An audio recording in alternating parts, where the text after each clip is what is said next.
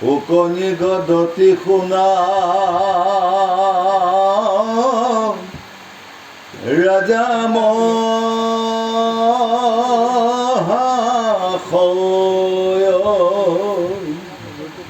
কৃষ্ণৰ কথাত তুমি তেজিও সংশয় নপাৰিলাই আপোনাক মাধৱে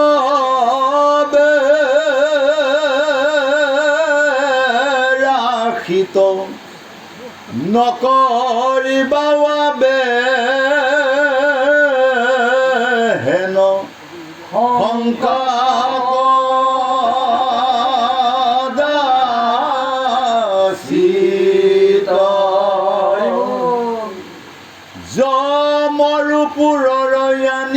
পৰম উৎসুকে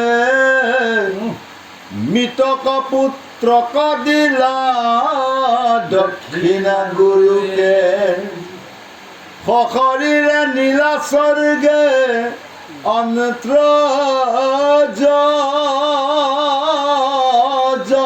ৰাখো শিকি কৃষ্ণে ৰাখিবেনো আৰে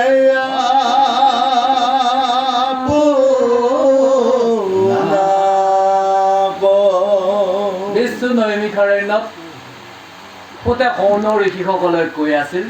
সেই ঋষিসকল এনেদৰে গংগা পাৰত সগুৰুৰ ৰাজন পৰীক্ষিত কৈছে পৰীক্ষিত ৰজা ভগৱানৰ কথাখিনিক তুমি অকণমানো সন্দেহ নকৰিবা সেই ৰাজন পৰীক্ষিত ৰজা স্বয়ং ভগৱানৰ অধিপতি ব্ৰহ্মাণ্ডৰ তেওঁৰ বাহিৰে কোনো নায়ক নাই সেইজনে এইখন পৃথিৱীত 25 বছৰ ওপৰত তেওঁৰ নিজকে থাকিব নোৱাৰিলে হেন জানি তুমিও যে আজি 7 দিনত সিংগীমুনিয়ে যি অভিশাপ দিছিল তোমাৰ আজি 6 দিন উপস্থিত হ'ল কালিলৈকে তুমিও এইখন ধৰা ধামৰ পৰা যাব লাগিব তোমাৰ অকণমানো সন্দেহ এইখিনি 6 দিনৰ ঘটনা হেন জানি আইজন কৃষ্ণ যিজন বৈকুণ্ঠৰ অধিপতি গোটেই ব্ৰহ্মাণ্ডৰ অধিপতি নায়কে সেইজনে আজি গুৰুক জমঘৰৰ পৰা মৰা ল'ৰাকেইটাক আনিও আজি শান্তিপুনি গুৰু ঘৰত সেই ল'ৰাকেইটাক দিলেহি আৰু জৰা নামৰ সেইগৰাকীও সহচৰে স্বৰ্গলৈ স্থান দিলে সেইজনে কৃষ্ণই কি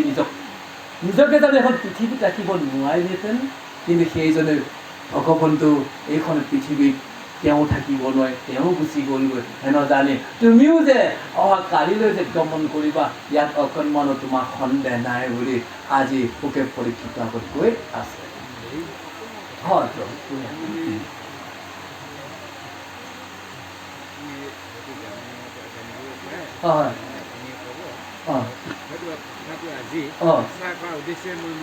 না কথা বুঝা ভাল কথা কি মাহত কি তাৰিখৰ পৰা মানে ভাগৱত পাঠ কৰি পৰীক্ষিতক শুনাইছে সেইটো নাজানো দে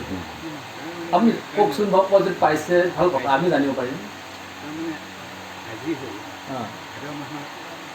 শুক্ল পক্ষ অষ্টমী কালি হ'ব মানে ভাদ মাহৰ শুক্লা নৱমীৰ পৰা পঞ্চমীলৈ অৰ্থাৎ পূৰ্ণিমালৈ এই 7 দিনেই তাৰমানে ব্ৰহ্মাৰ পাঠে পৰীক্ষিত ভাদ মাহতে আৰু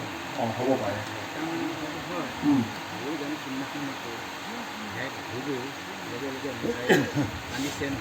আনি পাইছে মইতো কথাটো বুজিছোঁ তেতিয়া হয় সেইকাৰণেহে কৈছোঁ কালি দিনটো মানে মই সকলোৱে জানক যে কালি দিনটোতেই মানে এতিয়া পৰীক্ষিতক ভাগৱত আজিও আমাৰ ভাগ্য আমি যেনিবা আজি ওচৰত পালোঁ আৰু বঢ়িয়া এই গুৰুজনাই ধুনীয়া কথাটো ক'লে তাৰমানে সকলোৱে জানি থোৱা প্ৰয়োজন প্ৰত্যেক ভাদ মাহৰ শুক্ল পক্ষ অষ্টমী দিনাখন ৰাধাই ব্ৰজবহু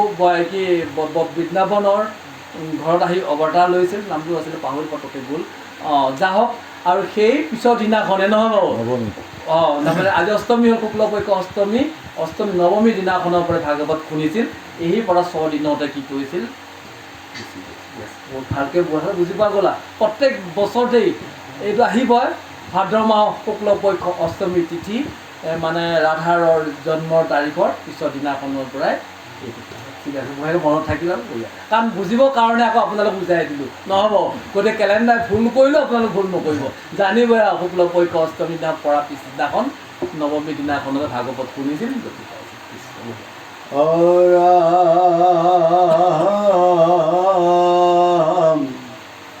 ব্ৰহ্মস্তে দহিলে তোমাৰ কলে বৰ গদাধৰি প্ৰৱেশিলা গৰ্ভৰ ভিতৰ অস্তকো ভাঙিলা যিটো জীয়াইলা তোমাক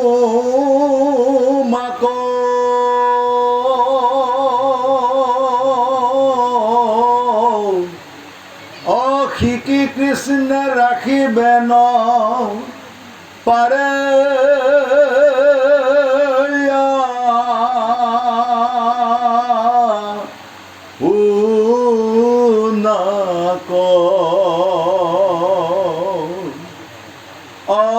বানক ৰাখিবে লাগি যুঁজিলা হৰে তাহাংক মহিলা প্ৰভু বিজুম্ভন হৰে জগতকো সংহৰেয়ন তকজিতু ৰুদ্ৰ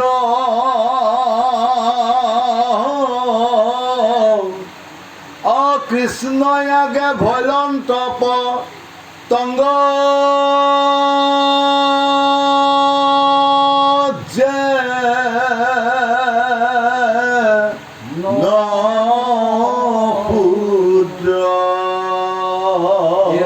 পৰীক্ষিত ৰজা তুমি যেতিয়া উত্তৰা গৰ্ভত তুমি যেতিয়া স্থিতি হৈ আছিলা সেইখিনি সময়তে অস্ত্ৰমে গোট জংঘলৰ পৰা ব্ৰহ্মস্তৰ তোমাক মাৰিম বুলি পঠিয়াই দিছিল আৰু সেইখিনি সময়তে ভগৱন্তই তোমাৰ মাৰ গৰ্ভত এটা বুঢ়া আঙুলি হৈ প্ৰৱেশ কৰি তোমাৰ এই শৰীৰটোক ভগৱন্ত তোমাৰ মাৰ গৰ্ভতে কৌমুদি গদাই দি ৰক্ষা কৰিছিল আৰু সেই ব্ৰহ্ম অস্ত্ৰকো সেই ভগৱন্ত কৌমুদি গদাই ভাঙি টুকুৰা টুকুৰি কৰিছিল সেই আৰু তোমাক গৰ্ভতে জীয়াই ৰাখিছিল কি সেইজন কৃষ্ণই জানে এইখন পৃথিৱীত থাকিব নোৱাৰিলেহেঁতেন পাৰিলেহেঁতেন আকৌ আনফালেও আমাৰ অসমৰে তেজপুৰতেই বান ৰজাৰ লগত যেতিয়া মহাদেৱে আহি কৃষ্ণৰ দুয়োজনৰ লগতে যুদ্ধ হৈছিল ভগৱন্তই অতি মোহিতৰ যি পাত শৰ মাৰিছিল কাৰণ ভগৱন্ত অষ্টভুজা ৰূপেও দৰ্শন দি আছে ভগৱন্তটো কি যে সাৰংগ ধনু আৰু সেই ধনুবাদ কোনে দিছিলে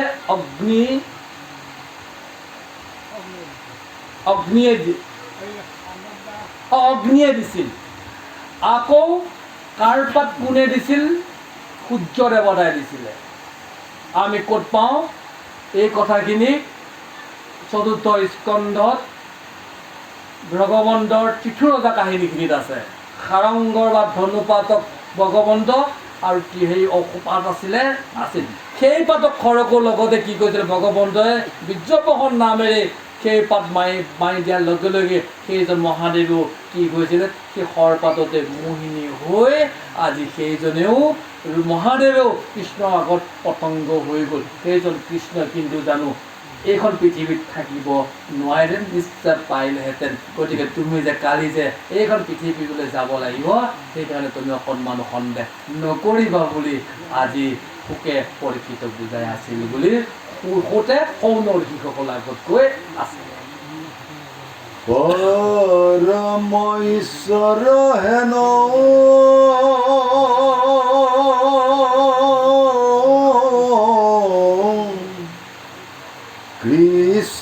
কৃপাময়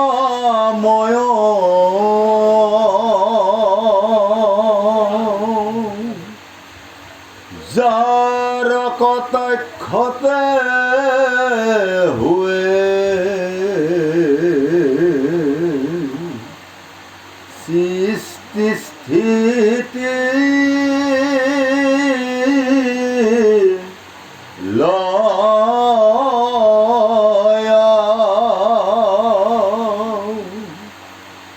হেন কৃষ্ণ ৰাখিবেন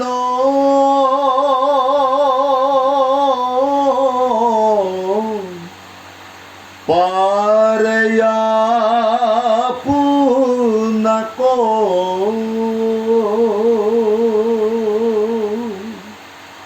কোন অনুবৰবৰে আবে পতিয়াইবে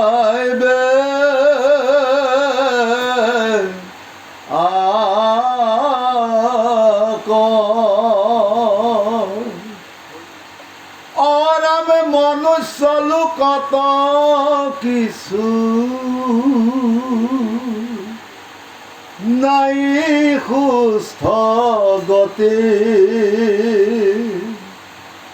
হেন খেদে খাইলাইতো জগত পতি বৈকুণ্ঠ কলৰি গলা নৰৈ দ্বাৰকাত জানি আনি পতি শংক নকৰিবা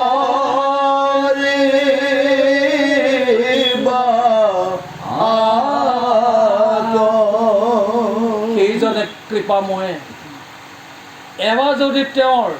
চকুহাল যদি এইফালেও চায় চোৱাৰ লগে লগে জগতখনক সৃষ্টিও কৰিব পাৰে স্থিতিও কৰিব পাৰে আকৌ যদি এনেকৈ চায় গোটেই জগতখনক এক মুহূৰ্ততে শেষ কৰি দিব পাৰে সেই পৰীক্ষিত যা সেইজন বৈকুণ্ঠ অধিপতি সেইজন কৃষ্ণ জানো নিজকে জানো ৰাখিব নোৱাৰিলেহেঁতেন কোনজন বুৰ্বকেনো এই কথাটো ক'লেও কিয় বুৰ্বকসকলে বুজি নাপায় যে এইখন পৃথিৱীলৈ আহিলে এদিন যাবই লাগিব এই পৰীক্ষিত ৰজা সেইকাৰণে সেই পৰীক্ষিত ৰজা এইখন পৃথিৱীত হোৱা যিমানবোৰ মানুহ এই মানুহৰ মনটো কোনোদিনাখন একেঠিয়ে নাথাকে কেতিয়াবা সুখ কেতিয়াবা দুখ কেতিয়াবা বেজাৰ কেতিয়াবা আনন্দ কেতিয়াবা অহংকাৰ কেতিয়াবা মমতাৰে সকলোৰে মানুহবিলাকৰ মনটোৱে সদায় এইখিনিতেই অশান্তিময় কৰি থাকে হেন জানি সেইজন ভগৱন্তই সেইজন নাৰায়ণে বৈকুণ্ঠ এৰি থৈ আমাৰ দৰে মানুহৰ ৰূপে আহি এইখন পৃথিৱীত এই মানুহ সকলোকে দেখাই থৈ গুচি গ'ল জগতৰ পতিয়ে আৰু সেইজনেও এইখন দ্বাৰকাত নাথাকি তেওঁ বৈকুণ্ঠলৈ গুচি গ'লগৈ হেন জানি সেই পৰীক্ষিত যা তুমি যে অহাকালি যে এইখন পৃথিৱী যে এৰি যাবা তুমি অকণ মানুহ সন্দেহ নকৰিবা বুলি তোকে পৰীক্ষিত কোৱা মানে আমাকে কৈ আছে সেই লোকসকল আমিও কোনো মুহূৰ্তত কোন ছেকেণ্ডত এইখন সংসাৰৰ পৰা গুচি যাম সেই লোকসকল ভৰসা নাই থকা দিনকেইটা অকণমান দৌৰি আহি ভকতসকল য'ত একত্ৰিত হৈছে ভগৱানৰ য'ত স্থিতি কৰিছে এবাৰ আহি ভগৱতৰ কথা শুনি এই মন পবিত্ৰ কৰি ৰাম ৰাম গৈ বৈকুণ্ঠলৈ যাওক বুলি পৰীক্ষিত কোৱা মানে আমাকে কৈ আছে যিটো মহাৰাজা সিংহাসনে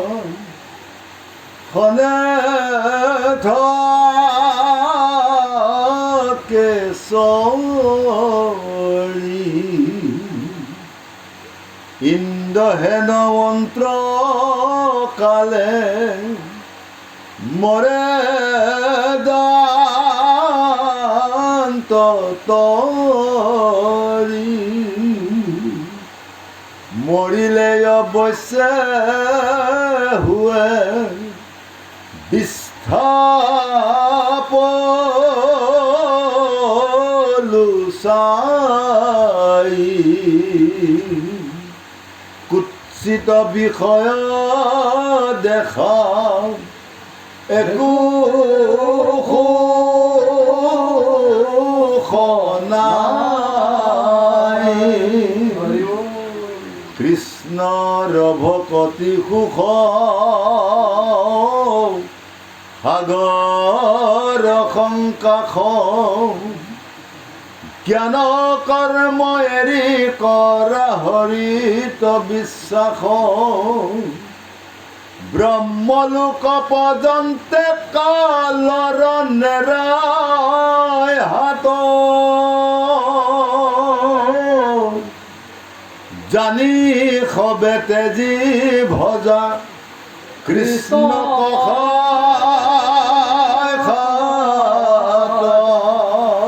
এইখিনি শোক গুৰুদেৱে পৰীক্ষিতক উপদেশ দি আছে। আমাৰ মহাপুৰুষ শংকৰদেৱে দিয়া নহয়। কি বুলি ক'লে শোক গুৰুদেৱে পৰীক্ষিতক কৈছে, পৰীক্ষিত ৰজা, কোনোবা এজনৰ মনুষ্য যদি ৰজা হৈ কি ধুনীয়া সোণৰ সিংহাসনত ভৰিত ভৰি লগা বহি থাকে, আৰু সেইজনো এদিনাখন কি কৰে, দাঁত ওলাই মুখ বেকা কৰি এদিন মৃত্যু হ'ব লাগে। এই মৰিলেও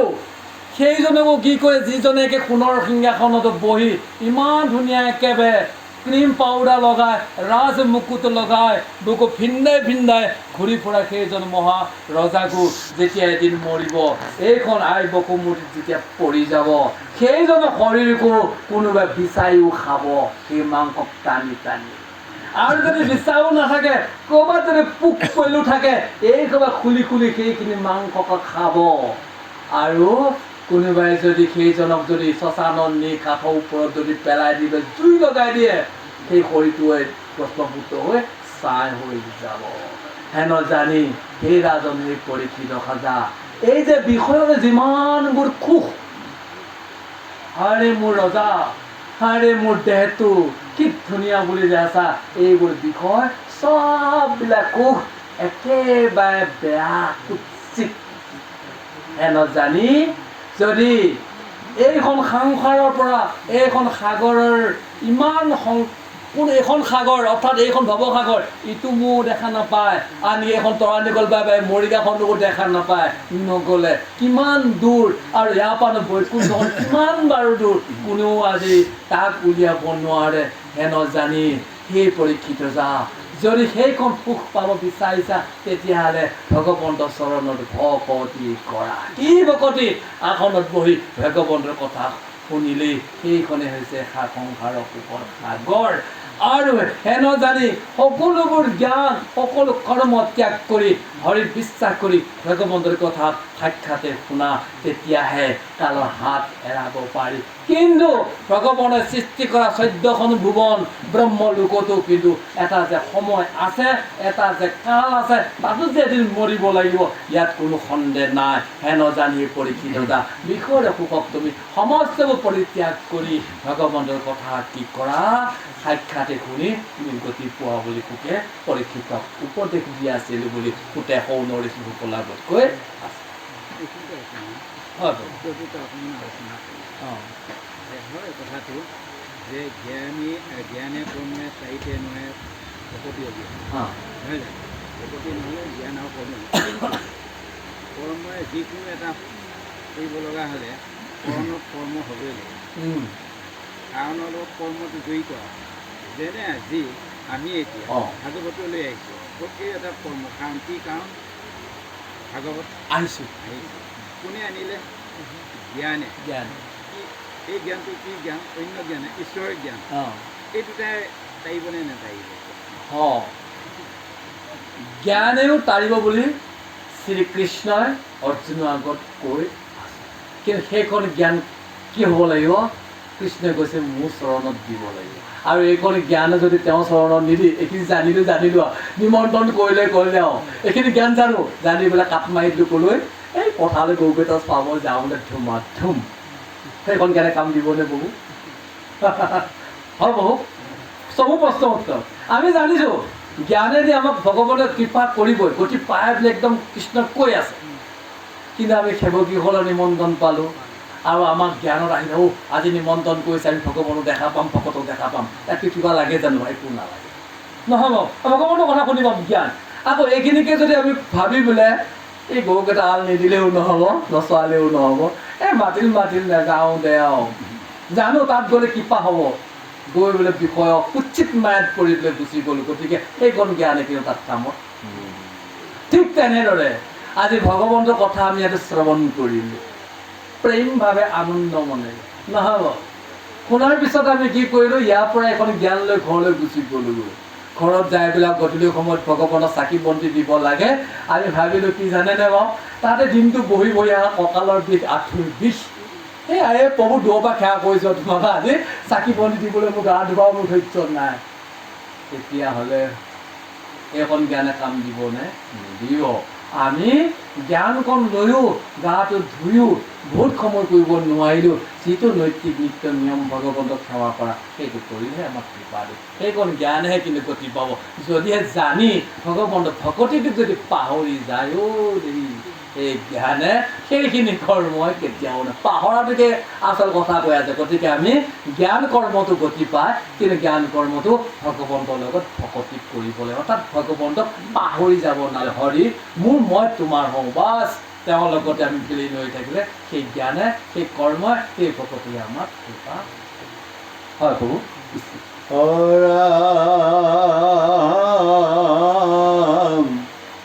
এই কথা থাকো ক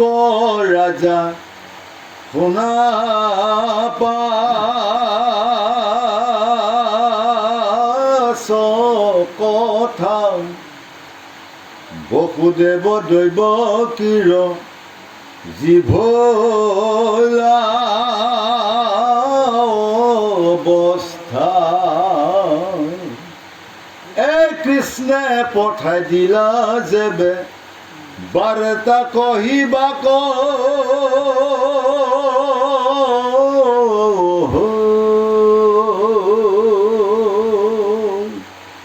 দাৰুক সাৰথি পাছে গৈলা দ্বাৰকা গোবিন্দৰ বিয়োগ বিবলয়াতি হুই চাই আছে বাট নৰ নাৰী ঊৰ্ধময়ী নুগুচয় হাত ফুট নিশ্বাস দুখত ধান দিলে হুঁয়া ৰজাৰ মুখত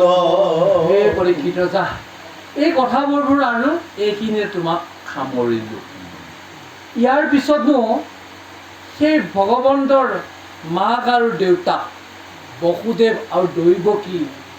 দ্বাৰকাতনো কি হ'ল তেওঁলোকৰ অৱস্থাটো এই বিষয়ে কওঁ শুনা এনেদৰে সেই পৰীক্ষিত যা সেইজন শ্ৰীকৃষ্ণই জংঘলত দ্বাৰকাত সাৰথিক দাৰুকক যিখিনি আদেশ দিছিল ভগৱন্তৰ স্থানৰ পৰা দাৰুকেও আজি আহি সেই দ্বাৰকাৰ নগৰখনত প্ৰৱেশ কৰি আজি কি কৰিল সমস্তবোৰ কথা আজি দ্বাৰকাক আজি ক'বলৈ কোন আহিল সাৰথি দাৰুকে আহিল আৰু দ্বাৰকাত থকা লোকসকলে সেই যে ভগৱন্ত এইখন পৃথিৱীৰ পৰা যে গুচি গ'লগৈ এইকণ দুখতে আজি কি কৰিছিল সেই দ্বাৰকাত থকা যিমানবিলাক পুৰুষ মহিলা সকলোৱে দুখ মনেৰে ওপৰ ফালে চাই সিহঁতৰ কাম বন আশা এৰি সকলোৱে মনত দুখতে আজি কি কৰিছিল উশাহ নিশাহ কৰি তাতে তেওঁলোকে ঘৰে ঘৰে এনেদৰে দুখ মনেৰে বহি আছিল যেনেদৰে ধান একুৰাক যদি উঠানত ফুটাই দিলে নহ'ব সেই তাত থকা যিকেইটা পতান সেই পতানকেইটাই কি হয় বোলে আকৌ ফুটা দি ফুটে নহ'ব ঠিক তেনেদৰে আজি সমস্তবোৰ নৰ নাৰী থকা যিমানবোৰ দ্বাৰকাৰ বাসী আছিল কৃষ্ণৰ বিয়োগতে আকৌ একো কথা ক'ব নোৱাৰি সকলোৱে দুখ মনেৰে কান্দাই কুটাই কৰি আছিল বুলি গোটেই পৰীক্ষিত কৈ আছে আমি সকল গৈছে আমাৰ স্বামীসকল গৈছে কাৰণ শিশু আৰু বৃদ্ধ আৰু এই মহিলাসকলক কৈছে গ'ল আমাৰ স্বামীসকলতো ঘূৰি অহা নাই ইমান সময় হ'ল স্নান কৰিবলৈহে গৈছিলে প্ৰভাৱত স্নান কৰিবলৈ গৈছিলে কিন্তু ঘূৰি অহাটো নাই সেইটো বিষয়লৈ অপেক্ষা কৰি আছে কৃষ্ণ গ'ল যে এই কথাটো কোনো জনা নাই হেৰি যে প্ৰথমতে গুচি গ'ল ছয়খনলৈ গ'ল সেইটো কথা বুজাবলৈ জনা নাই নাই এইখিনিতে দেখিলে নহয় গোবিন্দৰ বিয়োগ বিহ্বল আতি হুই গম পালে এই পদত লিখা আছে ডাঙৰ কথাখিনি কৃষ্ণে পঠালে যে বাৰ্তাক কহিবাক দাৰুক সাৰথিৰ পাছে গইলা দ্বাৰকাত সোমালে যদিও ভগৱন্তৰ যোৱা কথাখিনি গম পালে গম পাইহে গোটেই নৰ নাৰীসকলে সেই দাৰুকে যিফালে গৈ আছে চাই আছিল আৰু কেনেকৈ চাই আছিল দুখ মনেৰে চবই মাত বোল নোলোৱাকৈ চাই আছিল বাৰ্তাটো পালে কিন্তু কোনে পোৱা নাই বসুদেৱ আৰু দৈৱকীয়ে পোৱা নাই সেইজনক দিবলৈ এতিয়া দাৰুকে গাঁওখনৰ মাজেদি যেনে কলবাৰীত আছে গাঁওখন নহ'ব আমি যেনেকৈ এইখন গাঁৱৰ মাজেদি আহিলোঁ এইখন গাঁৱৰ মাজেদি গম পাইছে হ'ল ভগৱন্ত এইখিনি চাই আছে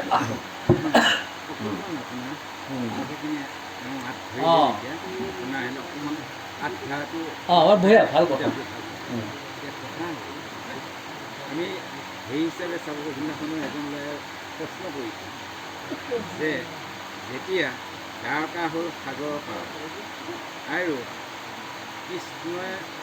যদুবংশক যিবিলাকে শাপগ্ৰস্ত হৈছিল শাপৰ পৰা উদ্ধাৰ পাবৰ কাৰণে প্ৰভাসলৈও দৈত্যৰ শাপৰ পৰা মুক্তি পাইছিল প্ৰভাসত স্নান কৰি গতিকে প্ৰভাসলৈ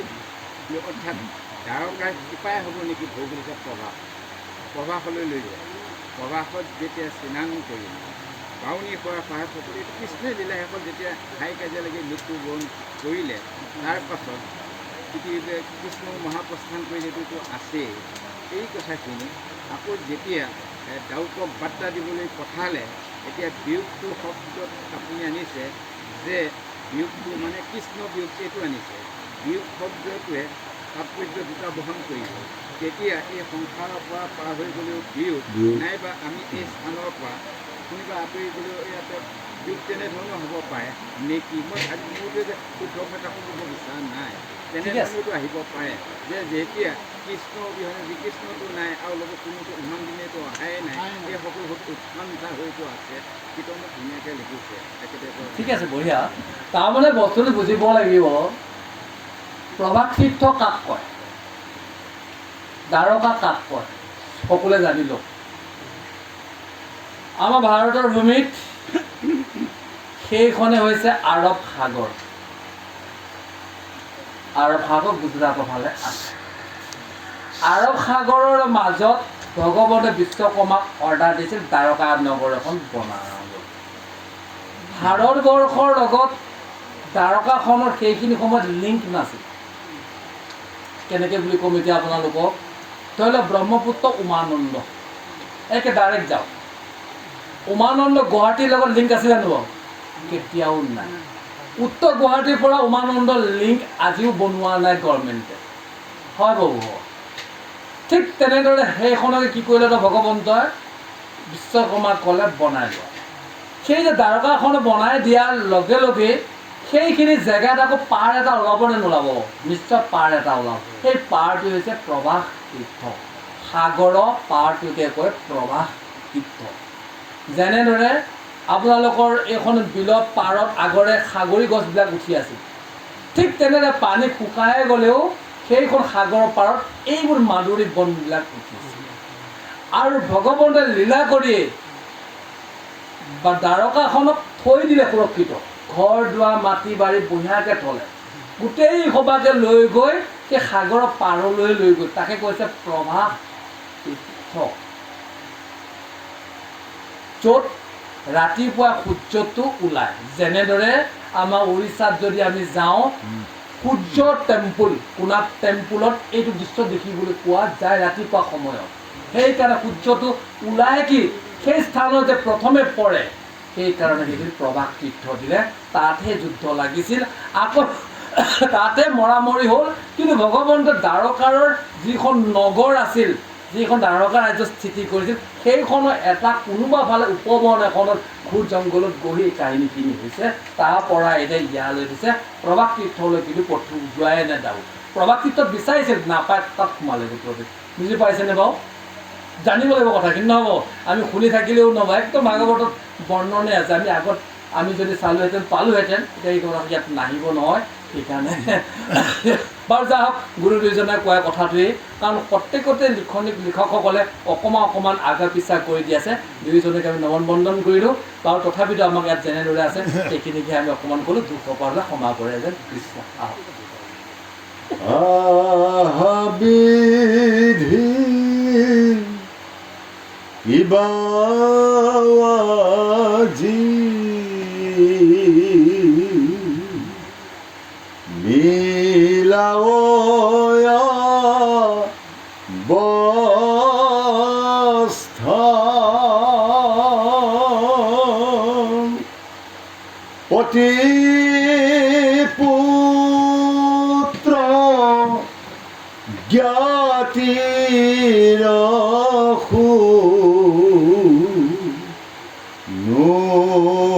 কিবা কথা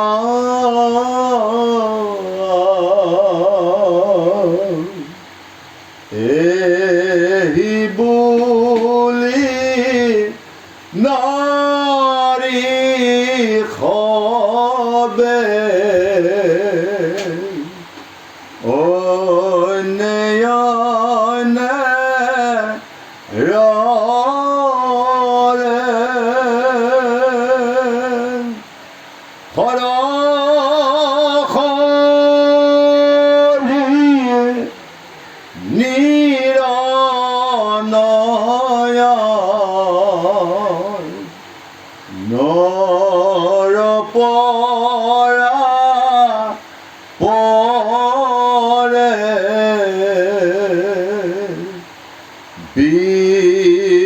বিমঙ্গল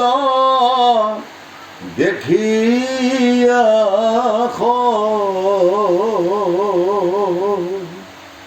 বাৰুকাম্পে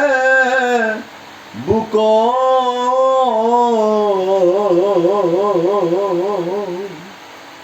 বাৰ্তা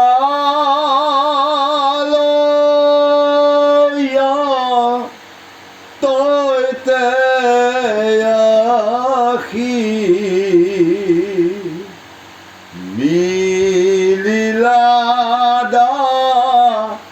ৰুক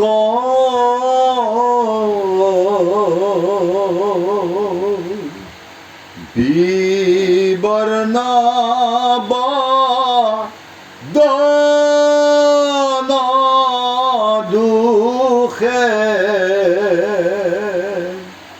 নলৰে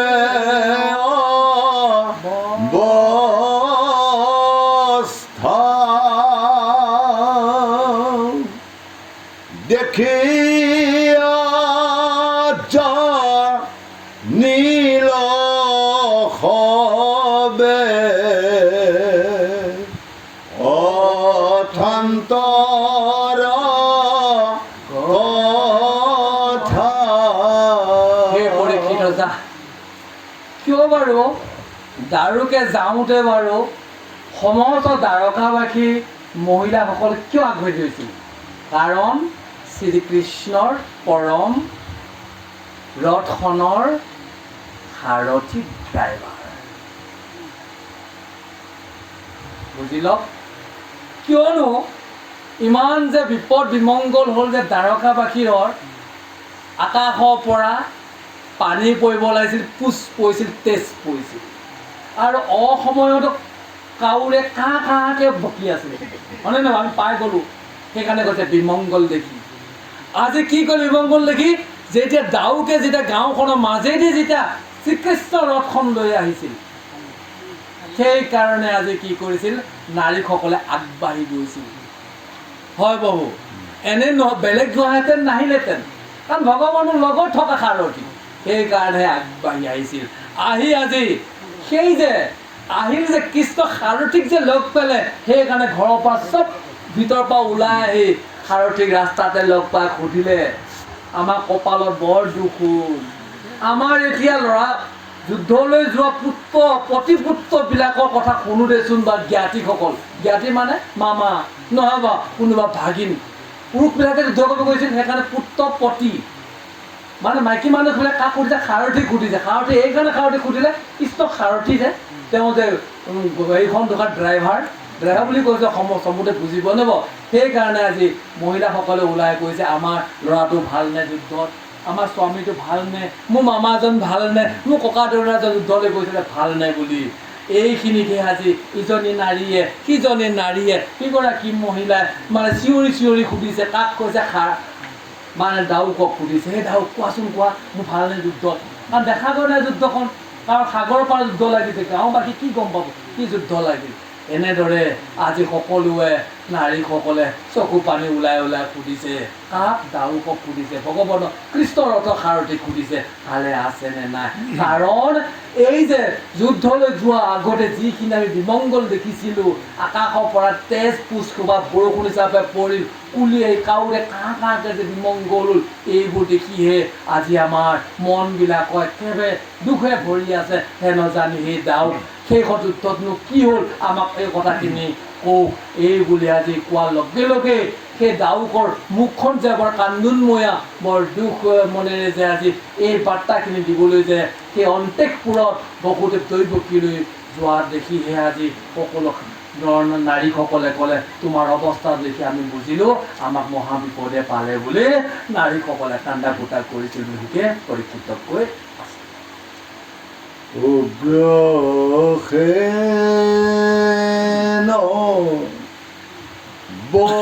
বসুদেৱে আছাদুষ ভাবে পৰিল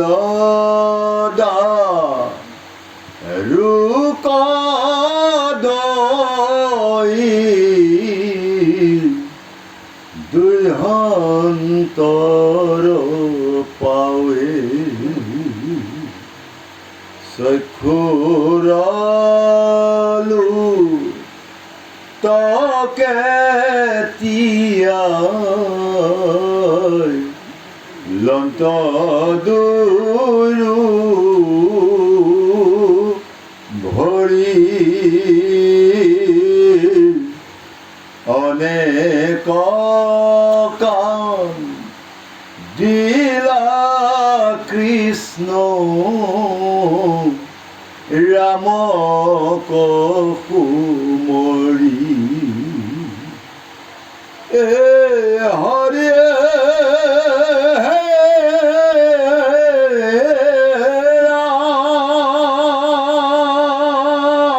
ৰাম বসুদেৱ দৈৱকীক দেখিয়া দুনাই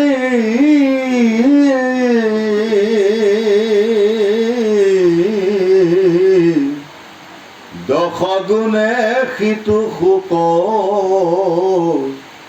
অগণি উধাই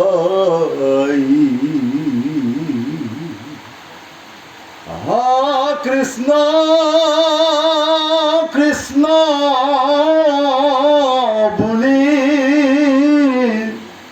দিলা দীৰ্ঘয়ুকি অজমক দেখিয়া কতো থাকন্ত নিচুকি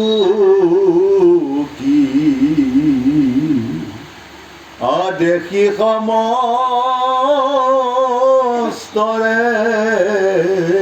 ধাতু অন্তৰীষ ভৈল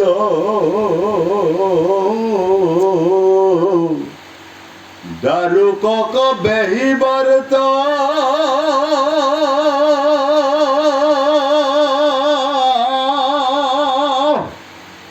উচি বাকলৈ কিবা অন্তৰে কান্দা কি খবন্তৰে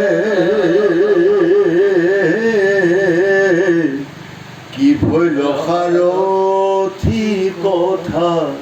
কহিও সত্তৰে। ৰাজন হে পৰীক্ষিত ৰজা, এনেদৰে আজি দ্বাৰকাত অন্তিকপুৰত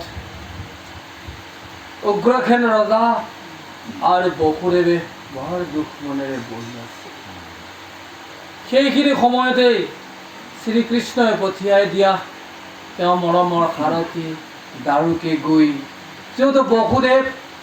আৰু উগ্ৰসেন ৰজাই বহি আছিল, দুয়োজনৰ শ্ৰীচৰণতে আজি দাহুকে তেওঁ মূৰটো দি খুব চকুৰ পানীৰে কান্দি ৰাম ৰাম কৃষ্ণ কৃষ্ণ কান্দে কান্দে খুমৰি খুমৰি আজি থকা সেই স্থানতেই আজি দৈৱকীয়ে আজি দুনাই দেখিলে। এনেদৰে আজি দেখাৰ লগে লগে দাহুকৰ আজি দুগুণেই দুখত ধুই আজি কৃষ্ণ কৃষ্ণ বুলি আজি চিঞৰি চিঞৰি চক উঠাই উঠাই কান্দি থাকিল। এনেদৰে অন্তিকপুৰত থকা যিমানবোৰ দ্বাৰকাৰৰ যিমানবোৰ নৰ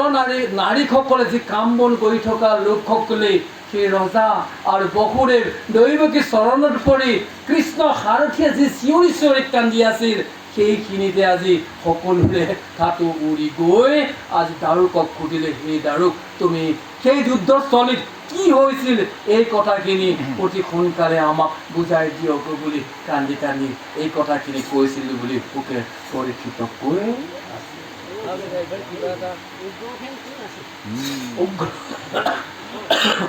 কংসৰ দেউতাক মথুৰা ৰাজ্যৰ ৰজা আছিলে। কংসই বন্দী কৰি কংসই ৰজা হৈছিল। কংসক মাৰি শ্ৰীকৃষ্ণই উগ্ৰসেনক পুনৰৰূপী ৰজা পাতিল। যিদিনাখনে ৰাম বলোৰাম আৰু কৃষ্ণই যেতিয়া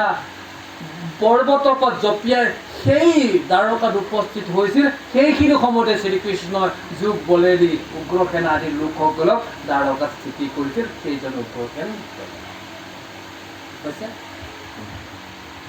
ৰাম সন্ধু কি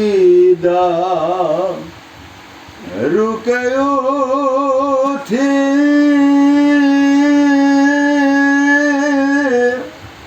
হলো তক মুখে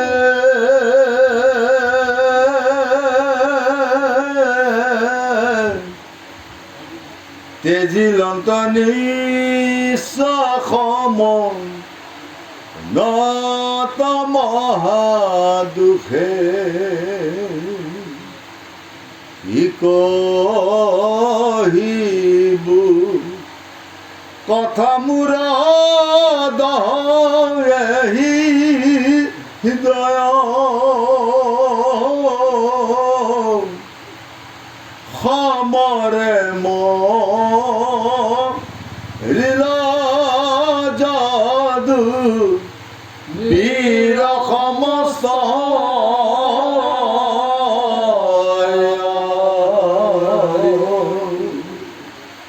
অস্ত্ৰ খব ঢুকুৱাল হানি লমাধুৰী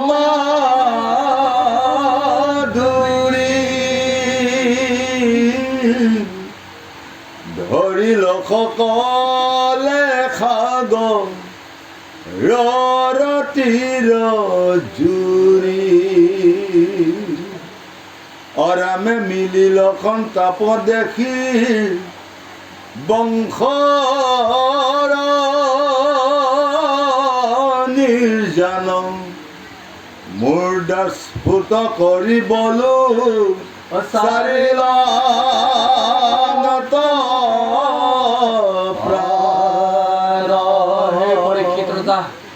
বহুত সময়ৰ পিছত কান্দি কান্দি ধৈৰ্য ধৰি শ্ৰীকৃষ্ণ ৰথৰ সাৰথি দাৰুকে আজি দুখ মনেৰে এটা উশাহ লৈ আজি উগ্ৰসেন ৰজা আৰু বসুদেৱক তেওঁ হৃদয়ত সহ্য কৰি আজি সেই যে যদুবীৰ সমস্ত যে মৰি গ'ল এই বাৰ্তাটো আজি দাৰুকী উগ্ৰসেন আৰু বহুদেৱ দৈৱকী আগত কৈ আছে। হে ৰজা, যেতিয়া যদুবীৰ সকলৰ নিজৰ নিজৰ তৰোৱাল জাঠি জোং শেষ হৈ যোৱাৰ পিছতো সেই সাগৰৰ পাৰত হোৱা যিবোৰ মাধুৰী বন, এই বনেৰো শেষত কি কৰিলে? উঘালি লৈ লৈ সেই সকলেও মাধুৰী আজি হানি গোটেই সাগৰখনত ৫৬ কোটি যদুবংশৰ সমস্ত মহামহাৰ বীৰসকলে তাতে মৃত্যু হ'ল। আৰু সেই বংশৰ মহামহা প্ৰতাপী বীৰসকলৰ মৃত্যুৰ আৰু চটফটাই মৰা সেইটো নিৰ্যাতনটোক আজি দেখা পায় শ্ৰীৰাম কৃষ্ণৰ ককায়েক বলোৰামেও সেইটো সহ্য কৰিব নোৱাৰি সেই সাগৰৰ পাৰতেই সেইবোৰ মৰাশৰৰ ঠাইতে আজি বলোৰামেও যোগাসন বহন কৰি নিজৰ প্ৰাণটো তাতে ত্যাগ কৰিলোঁ বুলি দাউকে আজি সমস্তৰ কথা বহুদেৱ দৈৱকী আৰু উগ্ৰসেনক আৰু সমস্ত অন্তঃপুৰত থকা দ্বাৰকাবাসী নৰকাসকলৰ আগত কৈ আছিল বুলি সুখে পৰিচিত কৈ আছিল। ভাইক ধৰি অনেক কণ দিলা দামোদৰ, বনত পখিলা প্ৰভু হৈও একেশ্বৰ, বিচাৰিয়া পাইলো পাছে অনেক বিকলে, বহিছা মাটিত শিশু অস্বস্থৰত,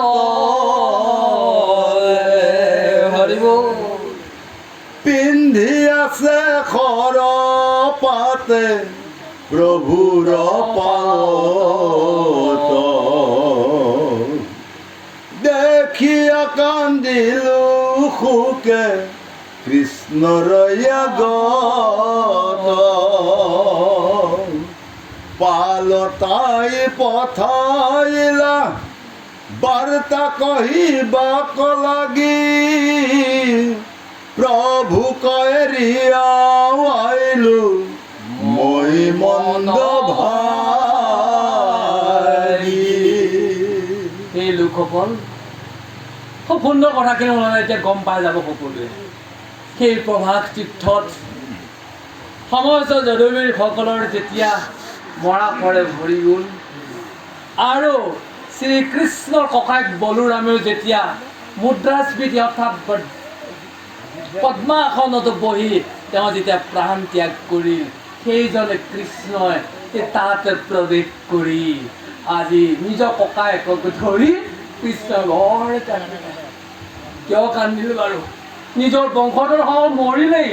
লগতে নিজৰ ককায়েকো সেই স্থানতে ত্যাগ কৰিলে। ভগৱন্তে বৰ কান্দিলে। কান্দি কান্দি কান্দি কান্দি ভগৱন্ত অকলশৰীয়া হৈ সেই ঘোৰ জংঘল বনত প্ৰৱেশ কৰি, সেই ৰজা সেই জংঘলত প্ৰৱেশ কৰি শ্ৰীকৃষ্ণ এডাল সৰু আহঁতৰ গছৰ তলত ঘাঁহৰ ওপৰত বহি আকৌ ভৰিখনতে এডাল কাৰে বৃদ্ধৰ অৱস্থাতেই মই যেতিয়া দেখা পালো, এইজনে কৃষ্ণৰ প্ৰভু ঈশ্বৰলৈ কৈ বৰ কান্দিলো বুলি আজি দাউকে উদ্ধৱ আৰু বসুদেৱ দৈৱকীৰ আগত কান্দি কান্দি কৈ আছে। সেই ৰজা, মই সেই অৱস্থাত দেখি মোৰ কৃষ্ণক দেখি মই ৰ'ব নোৱাৰো, বৰ কান্দিলো। আৰু কান্দি থকাৰ পিছত কৃষ্ণই মোক আজি এইখিনি খবৰ দিবলৈ পঠিয়ালে, মোৰ দৰে মন্দভাগী কোনো নাই বুলি দাউকে কান্দি কান্দি বসুদেৱ দৈৱকীৰ আগত কৈ আছিল বুলি সুখে পৰিচিত কৈ।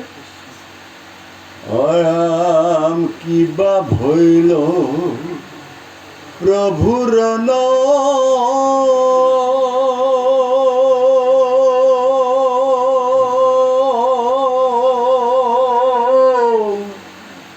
জানো পাছ কথা, প্ৰাণ ফুটি যাই দেখি যদুবংশৰ অৱস্থা, অনেক কোন ৰইল নীৰব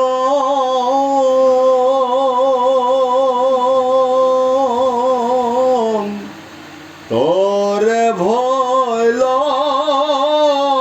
হত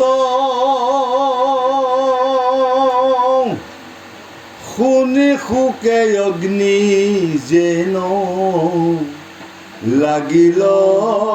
গাত। অ হৰি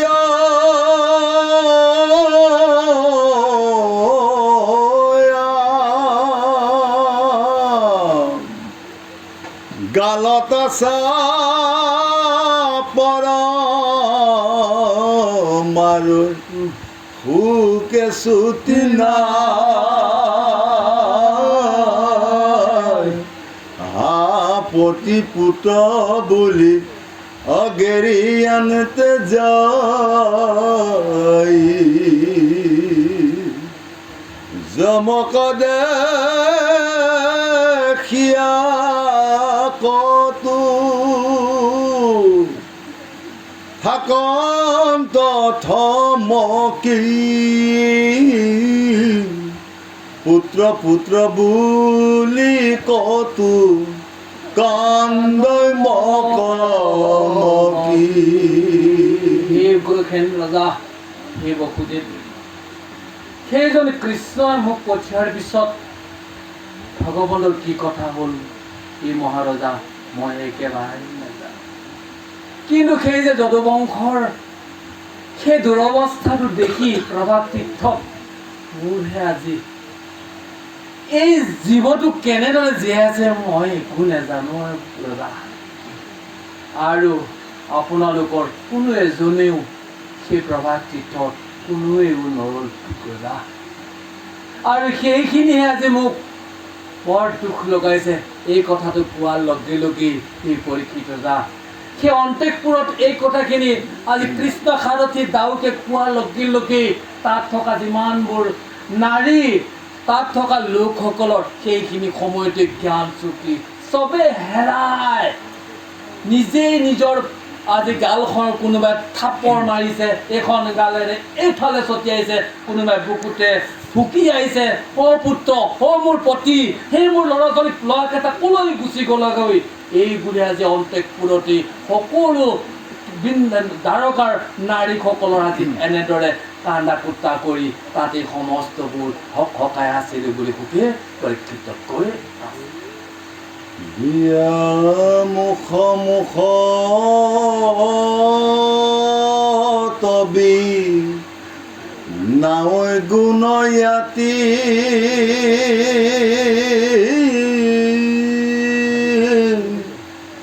কিয় প্ৰাণ প্ৰভু আছা আমাক মাতি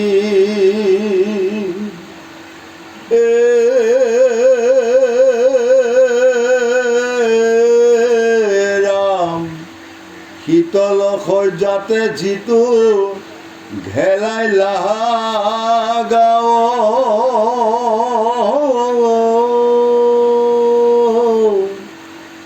কিয় পৰি ভৈল ধূলি স্বভাৱ উঠা উঠা প্ৰাণনাথ নিদ্ৰা পৰি হৰি মাতো মই তোমাৰ সে দুৰ্ভগা সুন্দৰী বায়ু ধৰি আছা কিয় নলৱা উশাহ